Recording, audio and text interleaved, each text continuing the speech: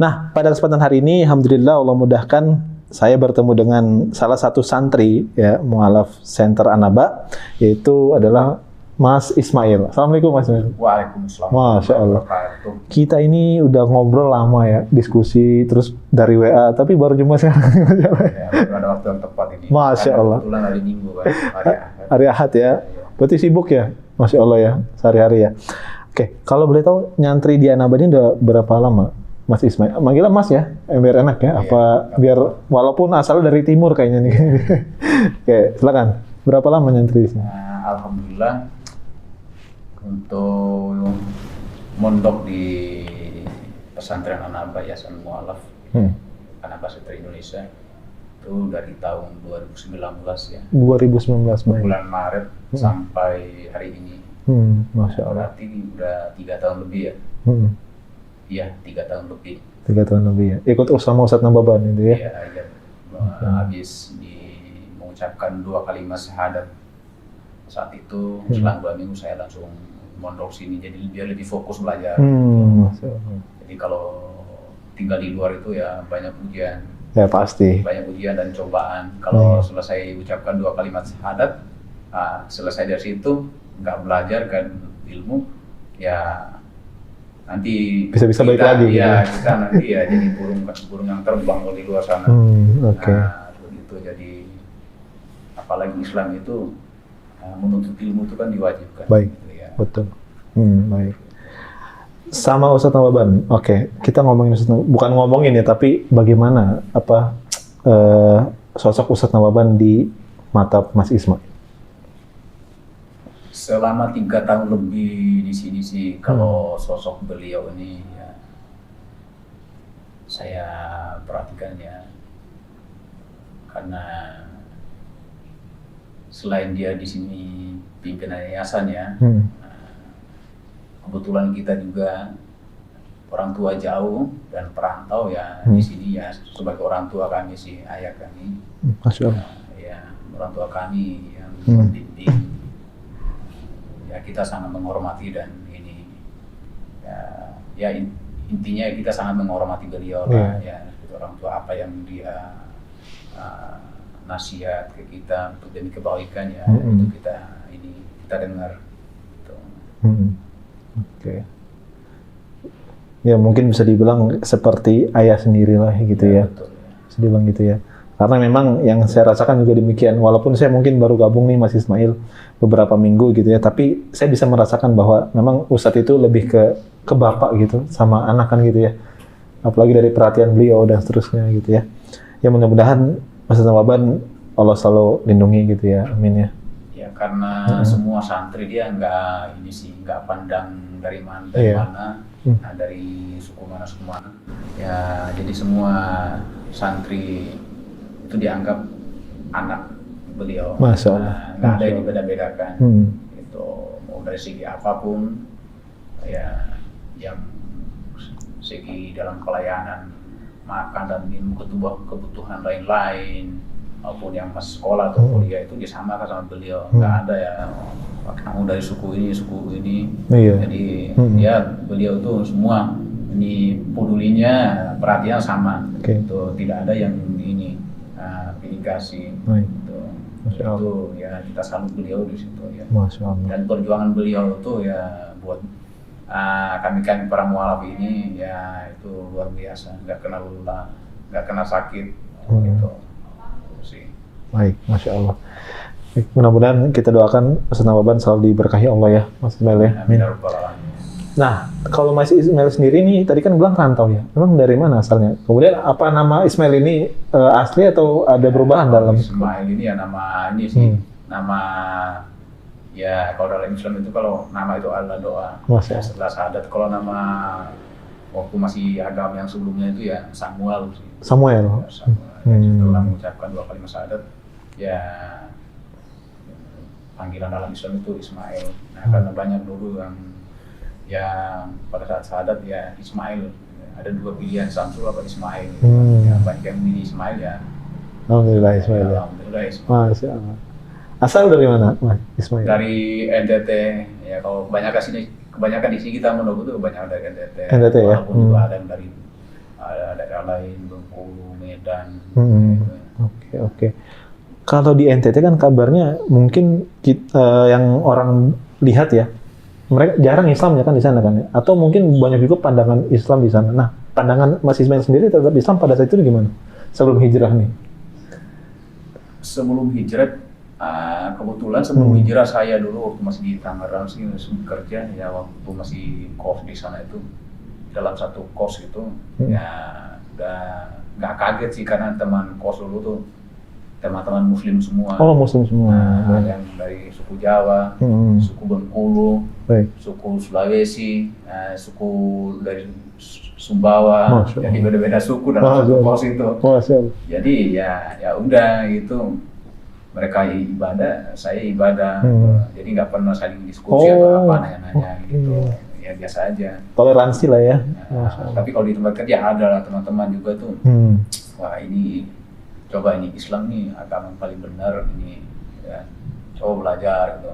Nah teman-teman yang ini, teman-teman yang bicara itu ya dalam keluarga mereka itu saudaranya ada yang Muslim, ada yang ini mereka yakini juga saudara mereka. Nah, gitu. Kalau teman-teman kerja dulu, saya belum ada pemikiran ke sana. Oke. Tapi kalau gitu, dari pada saat itu masih awal-awal di Tangerang lah. Tapi kalau dari 15 tahun yang lalu. Kalau dari keluarga ada bagaimana pandangannya sama Islam pada saat itu? Mungkin dikasih pemahaman apakah mungkin biasanya gitu ya? Ada beberapa mungkin oknum orang tua yang nggak mau anaknya masuk Islam gitu kan? Dikasih pemahaman bahwa Islam itu begini dan seterusnya. Nah, Mas Ismail kayak gitu nggak? Enggak sih. Enggak ya? Karena kalau saya lihat waktu saya masih di kampung dulu belum berangkat masih sekolah itu kan, karena memang ada tamu juga yang dari Muslim yang bertamu berkunjung ke rumah itu, kan orang tua itu udah tahu kan kalau itu ini Muslim. Jadi kalau kita jamu makanan tuh potong ayam ya kita kasih mereka potong sendiri ayamnya. Karena ya cara motongnya itu kalau dalam Islam kan beda kan. Iya baik. Jadi udah biasa itu. Nah teman-teman ini Muslim itu ini pernah main-main juga kayak ini ya, main ke rumah gitu. Jadi kalau mereka ini ya dikasih makanan kita udah tahu. Nah itu dalam hukum Islam itu orang tua udah paham juga. Orang tua ini bukan Muslim, walaupun nggak belajar. Berarti nggak ada pandangan apa-apa ya keluarga ya? Nggak ada pandangan yang kayak gini aja. Orang tua sih nggak ada pandangan yang jelek. Kalau saudara-saudara ya, beberapa saudara yang agak ini, agak keberatan, tapi kan saya bilang ya kalau ini pilihan dan jalan saya, ya ini harus saya jalani, saya bilang. Bahkan tuh 2019 itu saya pernah jemput ini orang tua yang perempuan, ibu sini, tapi saya kos di dekat sini, pondok sebulan lebih, saya jemput dan antar pulang lagi beliau. Baik. Tapi kalau bisa saya katakan, kan ini nggak ada pandangan apa-apa terhadap Islam. Tapi keluarga pada saat itu, mungkin sebelum memeluk Islam ya, Mas Ismail juga, itu bisa dibilang rajin nggak ke ibadah ke agama sebelumnya? Bisa dibilang ada keaktifan nggak di sana apa gimana gitu? Ya, kalau awal-awal kesini ya itu rajin aktif ya. Aktif sebelum 2 tahun, 3 tahun sebelum saya ini masuk Islam itu ya mulai kesana itu ya ini udah mulai ini jarang lah. Udah mulai jarang. Jarang aktif kesana. Tapi jarang aktif ini, tapi bukan ini ada niat ini masuk Islam itu. Ada niat. Cuma tapi sebelumnya itu memang udah banyak ini nonton video debat di Ustaz Ababa. Nah, Mas Ismail ngirim apa gimana? Enggak, nonton di YouTube sendiri. Baik. Bukan di Anaba TV, bukan. Di YouTube lain ya? YouTube lain. Di YouTube kan banyak channel dulu tuh. Udah tahun 2000-an juga. Dan bahkan tuh Ustaz Anaba masih muda lah. Debat-debatin Murtadin sama Mu'alaf gitu kan. Yang dari intinya Murtadin sama yang Mu'alaf. Asing nonton itu debat-debat video-video beliau. Nah itu mulai dari situ mungkin saya ini ya lihat inilah pelajari juga di kitab saya yang sebelumnya. itu mulai dari situ. Tapi belum ada ini, Belum ada niatan untuk masuk Islam. Oke. Oh berarti Mas Ismail awal mulanya pengen kenal Islam dari situ, dari video-video itu. Iya, debat-debat aja. Debat-debat video, terus kemudian malah membaca kitab sebelumnya gitu, Iya. mempelajari gitu ya. Oke, sampai akhirnya mengenal Islam dan masuk Islam gimana ceritanya? Terus setelah itu ya sambil ini nonton debat-debat, pelajari ya. Iya. Ada juga ini teman sih, cobalah pelajari gitu kan. Nah, pelajari lagi lebih dalam. Nah, Baik. ini baca-baca lagi. Kitabnya ada ini enggak yang yang kurang sempurna atau gimana lah gitu kan. Oh, oke. Ada lagi ya. Tapi untuk tidak disuruh ya, Islam ini lebih baik ini ya. Coba dipelajari ini kitab sini, pelajari ini, coba dibaca-baca. Nah, kalau di kita dulu di tempat ini agama saya yang sebelumnya kan tidak diwajibkan. Oh iya, kan, betul. hanya orang-orang yang mimpin gitu, yang mimpin itu ya. Ibadah itu. Nah, jadi ya udah selesai ibadah, udah gitu kan, selesai. Nah, tapi setelah itu saya pelajari kan, saya baca ini satu demi satu yang lain. Nah, saya menemukan beberapa situ yang tidak sesuai gitu kan. Tidak sesuai masuk akal gitu maksudnya. Ada ya pesan-pesan gitu kan. Oke.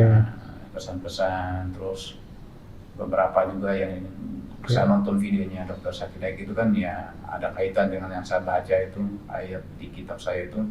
Nah, saya dalami itu. Terus di tahun 2019 itu bulan Februari atau Maret ya. Saya coba WA Ustadz ini, Ustadz Alaban. Oh ya itu, ya Allah, Masya Allah. Tapi, berani juga ya. Iya, saya langsung WA, langsung dibalas. Oh, dibalas. Nah, tapi kalau saya ini sekarang, selama saya mundur, kalau orang yang mau mualaf sini itu, dari suku manapun, kalau WA itu susah sekali dia balas. 5-6 kali itu. Nah, itu nggak dibalas-balas. Telepon kadang nggak diangkat sama beliau, atau kalau telepon nggak ada. Dan saya pada saat itu WA langsung dibalas, langsung janjian, nanti hari ini ke sini ya, gitu. Nah, bisa nggak jam 2:30 gitu. Nah, 2:30 dari sana saya naik Grab saat itu, saya naik Grab sendirian, belum tahu nih daerah Sawah Baru itu, ke Tangerang Selatan tuh, itu baru pertama kali. Nah, ya jadi kayak ini nyebrang pulau yang berbeda, walaupun udah lama tinggal di Tangerang. Grab nyampe sini jam berapa ya, sekitar jam 4-an.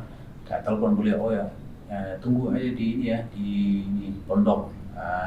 Saya masih di rumah sakit. Nah, saya 5:30 mungkin saya sampai di ini pondok. Tunggu ya beliau.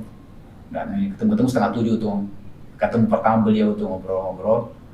Nah, nggak lama ya foto berdua lah di Pondok Putri Guest House itu.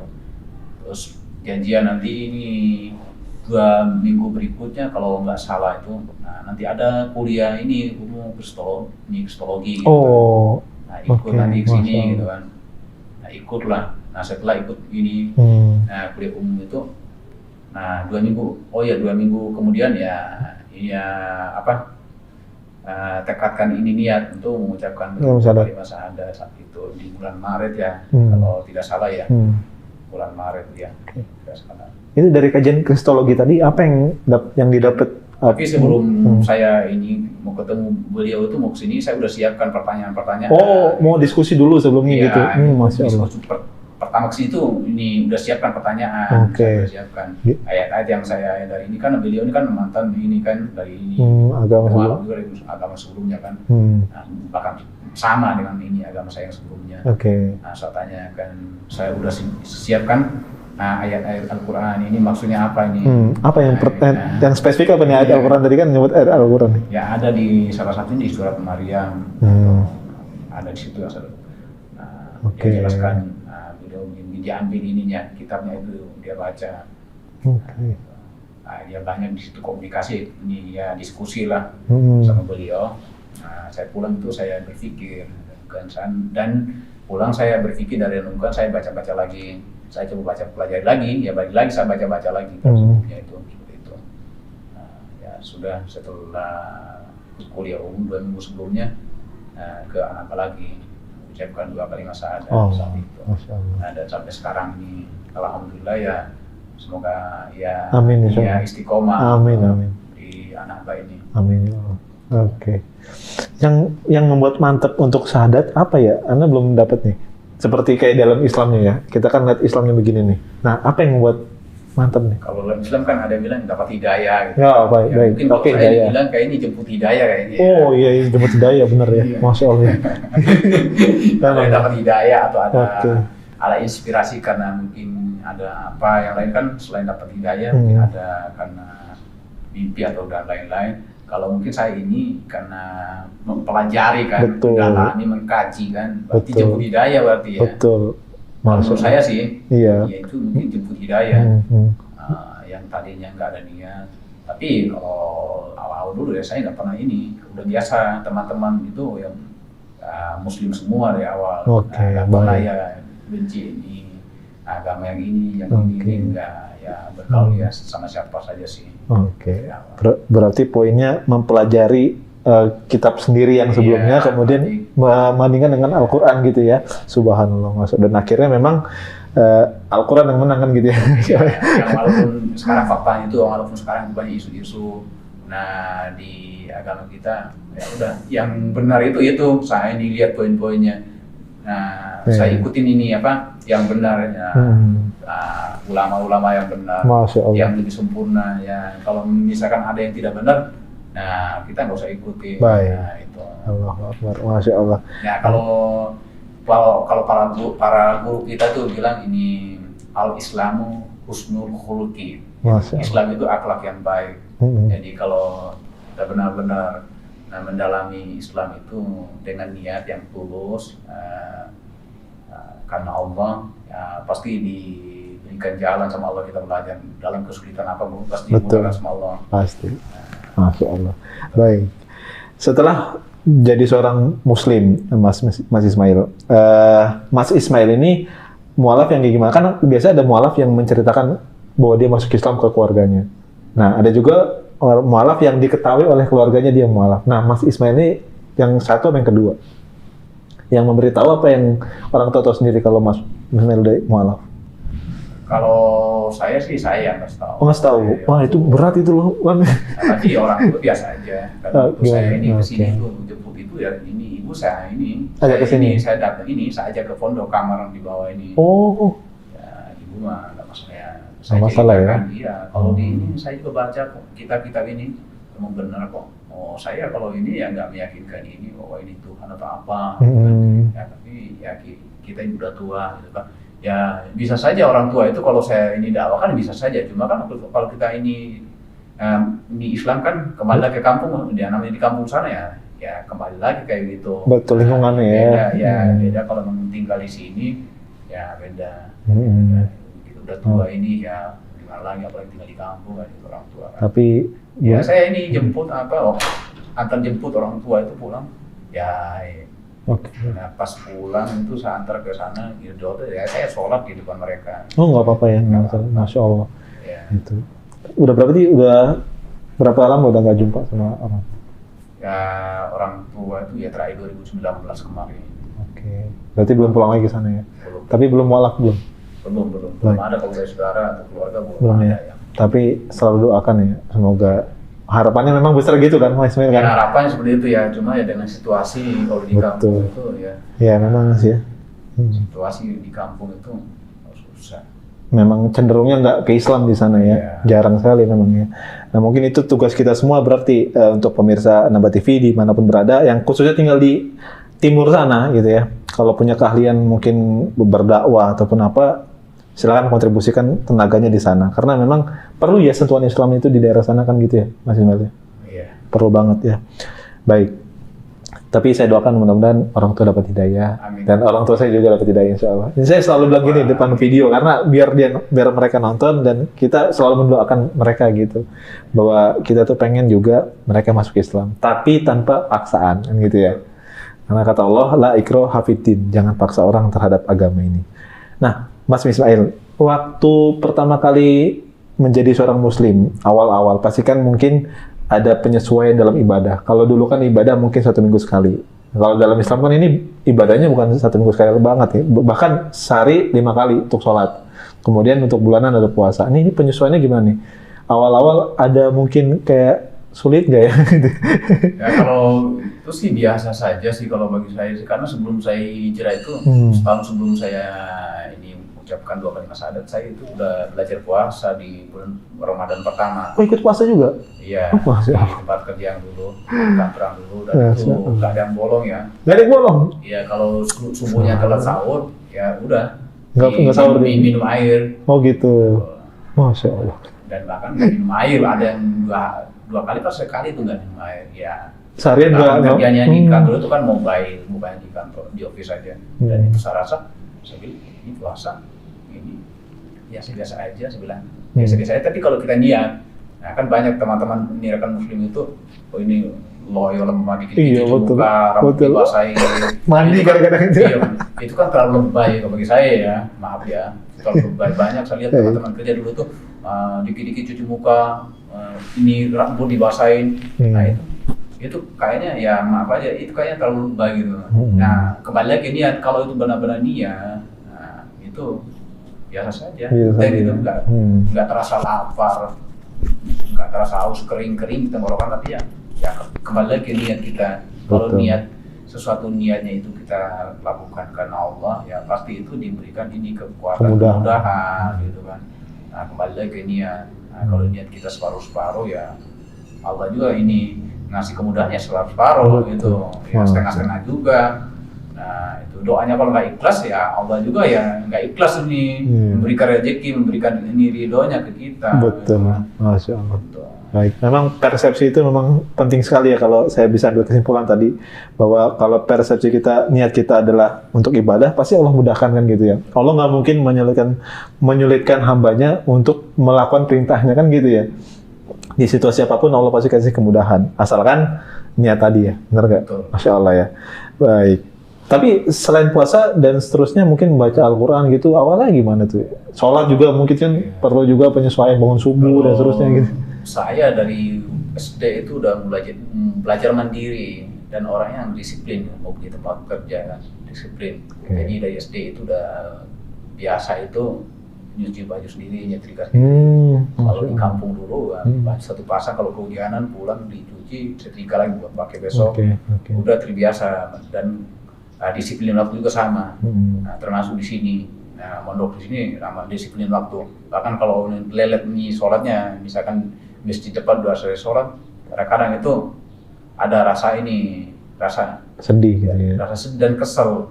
Ini jadi kalau sholat kan lebih cepat, tepat waktu kan lebih bagus kan gitu kan.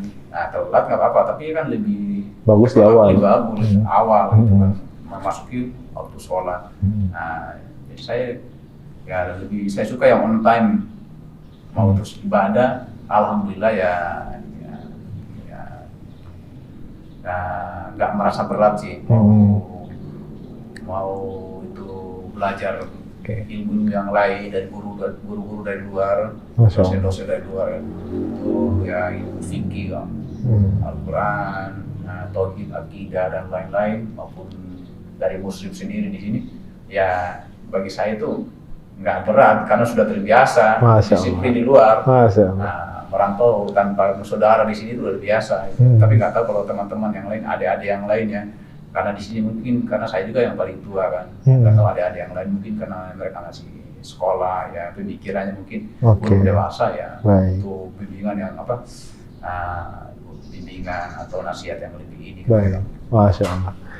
Nah, Mas Ismail, kalau boleh saya tanya, harapannya nyantri di Mu'alaf Center An-Naba ini apa ke depannya? Mungkin yang akan mendatang tuh Mas Ismail mau ngapain? Harapannya sih setelah saya keluar dari sini ya nggak cukup sampai di sini. Saya ini menuntut ilmu. Nah pertama ya bisa kan nanti punya keluarga, kebetulan kan saya ini masih ini kan. Single. Oke, masih single ya. Pertama. Nah, tapi insya Allah sih ya segera dihalalkan. Amin.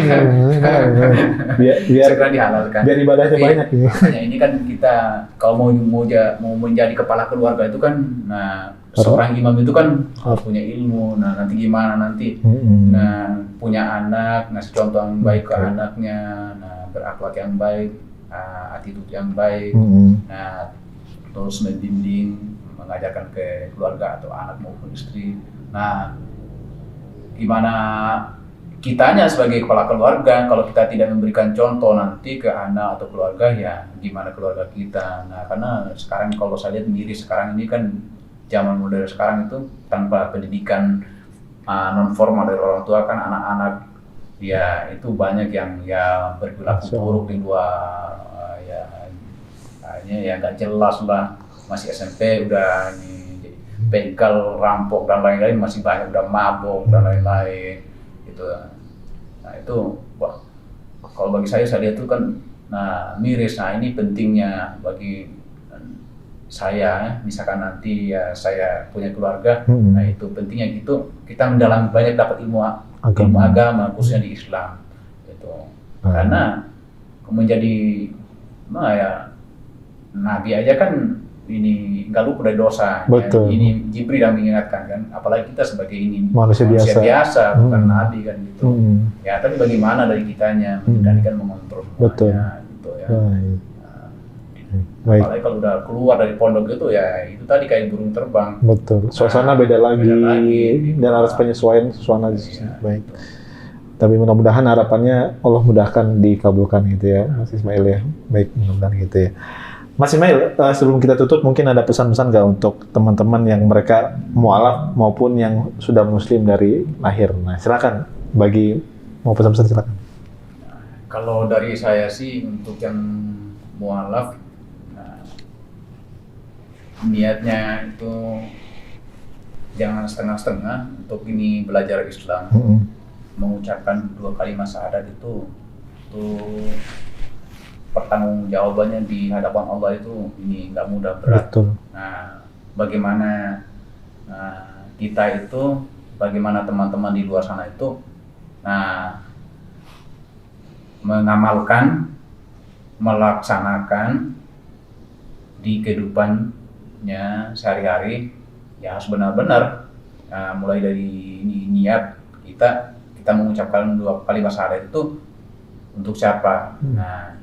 Nah pasti kita sama Allah, dan berarti kita harus teguh iman, kita harus teguh menahan setiap ujian, mau ujian dari eksternal maupun dari internal seperti keluarga ataupun orang lain, ada cemooh ataupun omongan-omongan yang ini yang nggak jelas. Kalau saya anggap itu ini lalu ya, kafilah berlalu. Nah tong kosong nyari bunyinya. Jadi saya dari dulu pun sebelum saya hijrah, orang mau ngomong saya jelek apa ya itulah saya itu. Ya di sisi lain saya juga sebagai manusia biasa maupun saat ini setelah hijrah ya nggak luput dari dosa, punya masa lalu yang buruk juga. Tapi bagaimana kita itu, semua orang itu pasti punya masa lalu yang buruk. Tapi bagaimana kita itu kita punya niat untuk mau berubah tidak. Nah, mau berubah, mau bertobat tidak. Nah, itu di rumah sakit itu, ruang ICU itu seminggu ke 2 minggu ya, koma. Saya minta sama Allah, kalau emang ini ya saya minta ini kesempatan untuk saya ini berbakti sama orang tua, membalas jasa budi orang tua. Saya selalu berdoa, walaupun dalam Islam kan kalau orang tua masih kafir, nah itu nggak bisa didoakan. Kalau masih hidup boleh, kalau nggak hidup masih tapi saya berdoa selain saya minta hidayah Allah, untuk kesembuhan gitu ya. Selain minta hidayah kesembuhan, ya kalau ada hidayah lain misalkan masuk mungkin kenapa enggak kan gitu.